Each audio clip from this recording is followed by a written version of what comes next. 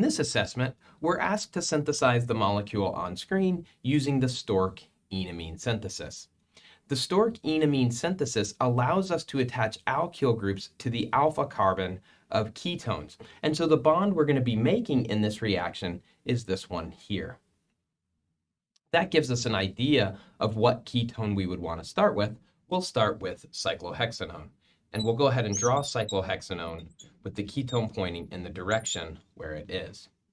Now, the Stork enamine synthesis is going to involve, of course, making an enamine. It doesn't matter which secondary amine we use here, but a really common one is this here.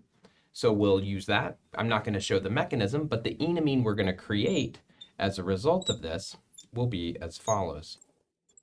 So this is our enamine. And what this is going to do is it's going to make this carbon more nucleophilic, because this lone pair of electrons, we can draw a resonance structure that delocalizes that lone pair onto that carbon. So we're going to have made this a better nucleophile.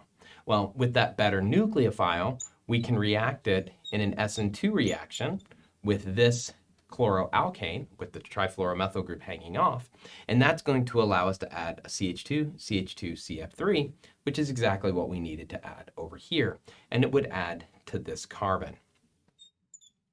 The only other thing we need to do is at the end of this reaction, so we'll do step 1, the SN2, at the end of this reaction, we're going to react this with water. And that water is going to hydrolyze the iminium that results from this first step. So in addition to doing an alkylation, we'll make an iminium ion. Hydrolysis of that iminium gives us back the ketone. Again, we're leaving out some of the mechanistic details, but in terms of using the Stork enamine synthesis to make this molecule, this is the process.